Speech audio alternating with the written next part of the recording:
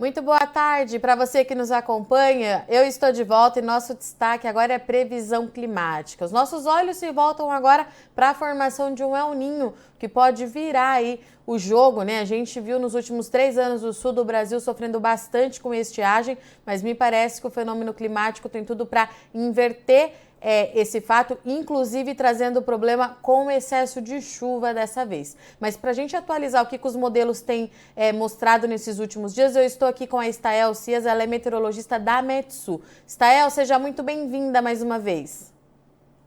Boa tarde, Virgínia. Boa tarde a todos. Trazendo informações bem diferentes do que a gente tem conversado nesses últimos 3 anos, de fato. E aí eu vou te fazer aquela pergunta que eu acho que é a que você tem mais ouvido nessas últimas semanas. O El Niño vem ou não vem, Stael? Como é que você tem avaliado? Não, o El Niño já está assim, em processo de formação, então já não há dúvida quanto à formação do El Niño, quanto à sua influência nos próximos meses. E os últimos dados que a gente tem lá do Oceano Pacífico nos mostram já um sinal de intensidade. Então, dois fatores importantes que a gente tem nessas últimas atualizações das últimas semanas. A probabilidade de nós termos um super El Niño influenciando o clima global em 2023, que nós temos aí os eventos de El Niño, mas o super El Niño é uma escala a mais. Ele geralmente tem um potencial maior de gerar secas e excesso de chuva por todo o planeta. E a segunda informação é até quando, né? Pelo menos até meados do ano que vem, até o começo, provavelmente, do outono de 2024. Então, essas duas informações muito importantes nós já temos com essas últimas atualizações. E o interessante, Virgínia, é o rápido aquecimento que o Oceano Pacífico registrou, porque há pouco mais de 2 meses nós decretávamos o fim do Laninha, lá para o março, e por 8 semanas houve um aquecimento, houve uma inversão, a gente saiu de um Pacífico frio para um Pacífico quente, e já é a segunda semana consecutiva em que essa região do Oceano Pacífico Equatorial atingiu o patamar mínimo de El Niño. Quando a gente fala em El Niño, é preciso lembrar que ele é um fenômeno acoplado, é oceânico atmosférico. Então, começa com esse aquecimento e a atmosfera depois reage a esse aquecimento. E dados desta semana mostram que a gente chama de índice de oscilação sul, ou apelidado SOI, a sigla SOI, que é a diferença de pressão entre Darwin e também a Austrália. Essa diferença de pressão é justamente causada pelo aquecimento, e quando tem um sinal negativo nesse índice SOI, significa que a atmosfera já está respondendo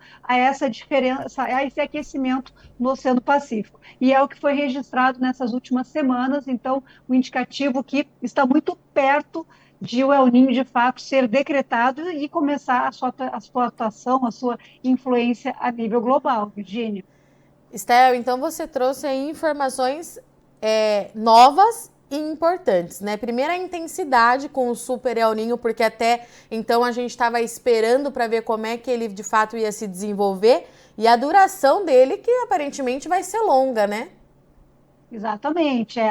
Claro, quando a gente fala de Oceano Pacífico, não dá para dizer que nem a gente faz com chuva, vai chover ou não vai Sim. chover, né? Então, há uma grande probabilidade, isso não só pela nossa avaliação da Metsul, mas a Agência de Oceano e Atmosfera também divulgou um boletim com essa crença com essa avaliação por parte dos meteorologistas lá da NOAA, na semana passada, que tem uma grande chance, por outros vetores que a gente analisa também, de que seja um super El Niño. E realmente, a sua duração, pelo menos, talvez ele até se estenda um pouco mais, mas pelo menos o que a gente consegue enxergar hoje, vai até o outono de 2024, e com certeza, essa é uma informação muito importante, porque impacta no setor agrícola, não só do Rio do Sul do Brasil, mas também da Argentina e do Uruguai, que a Argentina vive uma crise econômica enorme, por várias razões, inclusive a climática, e o Uruguai vive uma crise hídrica, um problema seríssimo de abastecimento de água, seja no campo ou na cidade, até com protestos que tiveram na semana passada, cobrando do governo medidas, porque realmente voltou a chover nesses dois países. E eu falo disso porque isso também tem impacto aqui no Rio Grande do Sul, na produção de grãos, principalmente na questão de preço, oferta de mercado. Então, a Argentina e o Uruguai também vão passar por este processo em que a chuva por lá deve ser mais abundante e também pode ajudar a melhorar a situação dos países vizinhos e melhorar a agricultura também nesse cenário internacional. E, Stael, quando a gente fala nas características clássicas, né, de um El Niño, quais que são as tendências? É aumentar a chuva na parte mais baixa e secar lá em cima? É isso mesmo? Eu gostaria que você relembrasse a gente o que pode acontecer. Esses últimos anos, 3 anos de laninha, os produtores lá do Nordeste vinham comemorando, porque tinham regularidade na chuva, tinha uma situação melhor para o setor agrícola. E agora, quando a gente fala em El Niño, a gente recebeu muitos telefonemas e mensagens preocupados, até por se Sim. falar de um super El Niño, o que vai acontecer no interior do Nordeste, Mato Piba, com essa possibilidade de deficiência de chuva. É o cenário que a gente está enxergando aí ao longo do segundo semestre de 2023. Por outro lado, o sul do Brasil pode inicialmente ter muitos problemas, porque a segunda metade do inverno tem uma tendência, uma probabilidade de ser mais afetada, mais impactada pelo El Niño, se formando agora entre final de junho e começo de julho, então tem agosto, ainda setembro, sob influência deste fenômeno, e aí a gente tem que lembrar que a condição normal de inverno é realmente chover mais aqui no sul do Brasil, com as frentes frias passando lentas, com os ciclones que se formam, e numa condição de El Niño, isso potencializa a força desses fenômenos meteorológicos, trazendo chuva acima da média. E isso se estende ao longo da primavera, que aí é o período de colheita do trigo, da safra de inverno e já a preparação para a safra de verão. Então, nessa fase, acredito que para o agricultor seja o momento de maior risco de excesso de umidade para o trigo, na hora da colheita e depois no momento do plantio, porque pode ter algumas áreas, algumas lavouras com excesso de chuva, isso pode atrasar um pouco. Ainda é cedo para afirmar categoricamente, mas é o que a gente Sim. consegue enxergar hoje. E falando de verão, eu já vejo com mais tranquilidade, embora haja também possibilidade de excesso de chuva e de eventos mais fortes, mas em geral o El Niño é bom para a agricultura no verão, porque ele distribui melhor a chuva, deixa mais regular, tanto é que anos de El Niño costumam ser anos de super safra, porque tem uma condição melhor de água, de suporte de umidade. Então, a preocupação em termos de problemas para o agricultor, acredito que seja mais nessa transição do inverno para a primavera aqui no sul do Brasil, porque pode ter excesso, aí inviabiliza a estrada, a lavoura às vezes fica, também não tem como entrar na lavoura porque tem muita água, a defesa civil, aí falando de outros setores da sociedade, também vai trabalhar mais, porque há risco maior de temporais, de alagamentos em áreas urbanas, risco de enchentes também, diante de um cenário de El Niño, risco, né? Estou falando de risco, ainda não é previsão, a previsão no curto prazo é que a gente consegue trazer esse detalhamento. Mas o cenário que a gente enxerga em geral é esse, Virgínia. A chuva vai aumentar, principalmente a partir de julho, não só na intensidade, mas também na frequência, e aí pode trazer volumes acima da média, vai dar fim à estiagem, à seca que afetou essa parte do Cone Sul, mas, por outro lado, pode trazer alguns problemas em razão da chuva. E aí, falando de temperatura, em geral, o El Niño ele acaba dificultando a chegada das massas de ar polar. Então, a tendência que a gente enxerga hoje é de um inverno com temperatura acima da média. Isso não exclui frio nem geada. O frio Tá. e a geada devem acontecer, mas em curtos períodos. A gente não vê um cenário de longo, de vários dias com geada ou com fenômenos de inverno mais típicos. O frio acontece, mas 2, 3 dias de frio, depois a temperatura acaba subindo. Stael, eu vou pedir para você repetir, então, que você trouxe aí mais duas informações muito importantes.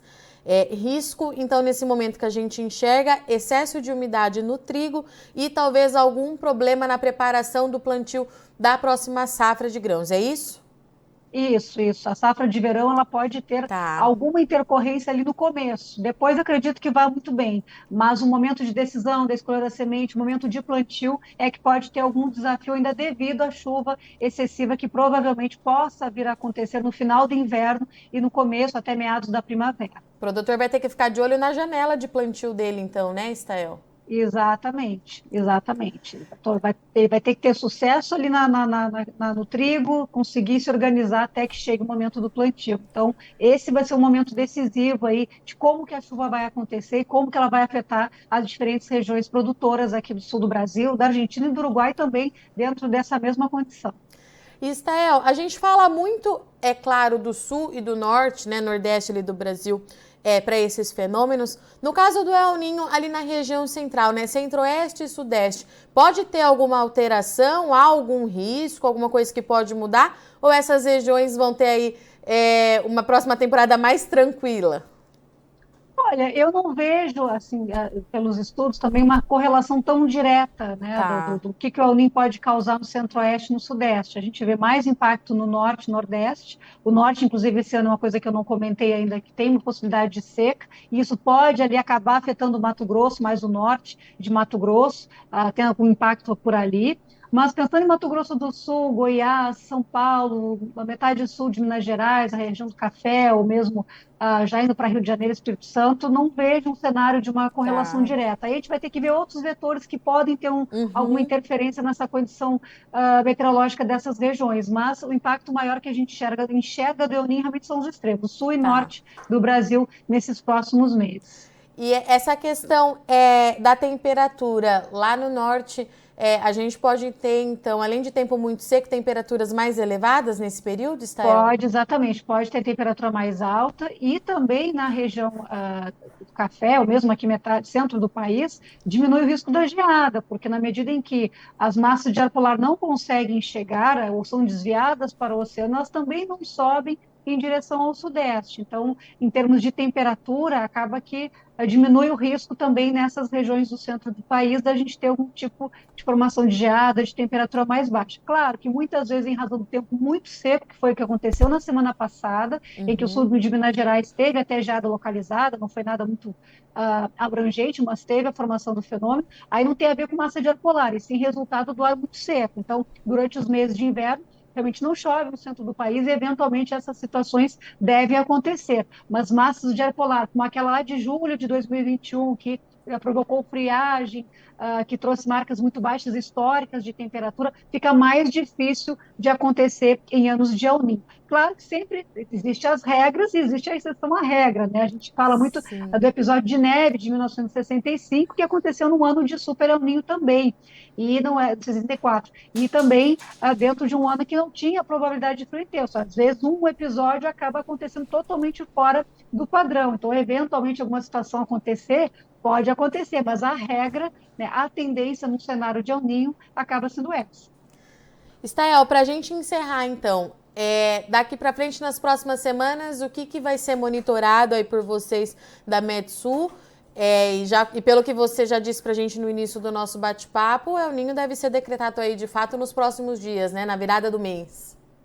Isso, acredito que nas próximas Tá. semanas, ali na virada de junho para julho, acredito que nas próximas semanas aí a gente vai ficar de olho justamente nessa condição. O Pacífico se sustentar quente e tem águas muito quentes para ainda emergir para a superfície, que vão reforçar esse aquecimento, então não tem como diminuir, a tendência realmente é de aumentar o aquecimento no Oceano Pacífico Central, e a atmosfera reagindo, entrando nesse ciclo em que o oceano aquece e a atmosfera reage, de fato, está muito perto da gente decretar o início do El Niño e, a partir daí, perceber já na atmosfera todos os sinais e as consequências aqui no sul do Brasil.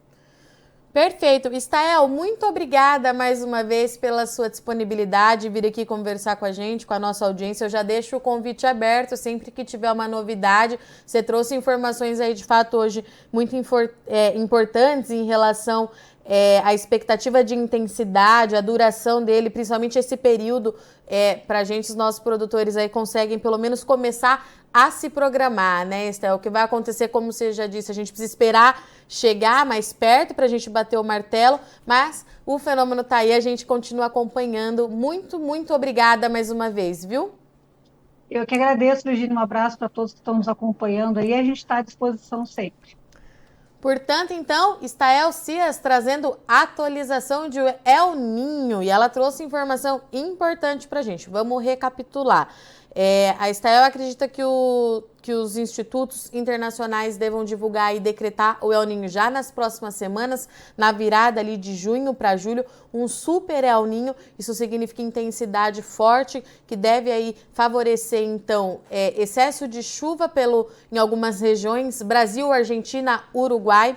Corte nas precipitações na parte norte do país, pessoal do norte e nordeste pode ter ali novos períodos de seca, né? A gente viu nesses últimos anos o cenário inverso, o sul muito seco e o norte com bastante água. A gente pode ver esse cenário mudar, então, daqui para frente. Mas tem alguns pontos que a Estael trouxe aqui pra gente que é importante a gente destacar. Período de duração desse super El Niño que está sendo indicado pelos modelos meteorológicos, de pelo menos um ano, quase um ano vai dar, meados do outono de 2024. Vamos ver como é que isso vai impactar. Isso se confirmando o período de maior risco e crítico para o produtor, principalmente ali do sul do Brasil. Excesso de umidade na safra de trigo, na lavoura de trigo e algum problema planejamento da safra de verão. Então são esses dois pontos que a Estael trouxe para a gente que a gente precisa acompanhar. O trigo pode ter algum problema por conta desse excesso de chuva que é favorecido por conta de El Niño e na janela de plantio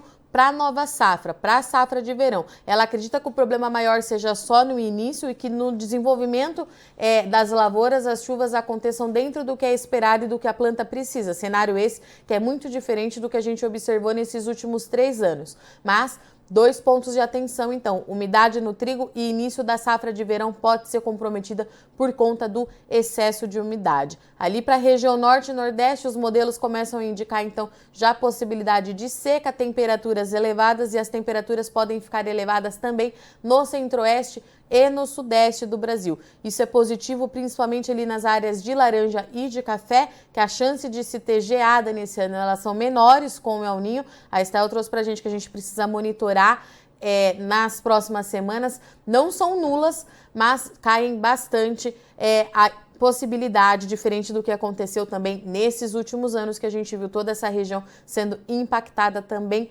pelas geadas. Em relação às chuvas, a Estael trouxe para a gente que os estudos não mostram grandes problemas para a região central do Brasil, centro-oeste e sudeste, que deve ter aí um regime chuvoso dentro do que é esperado.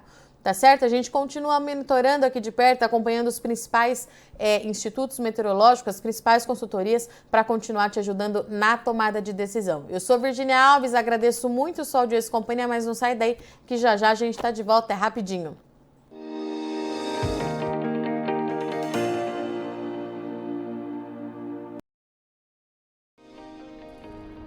Se inscreva em nossas mídias sociais no Facebook Notícias Agrícolas, no Instagram @Notícias Agrícolas e no nosso Twitter @Notiagre. E para não perder nenhum vídeo, não se esqueça de nos acompanhar no YouTube e na Twitch, Notícias Agrícolas Oficial.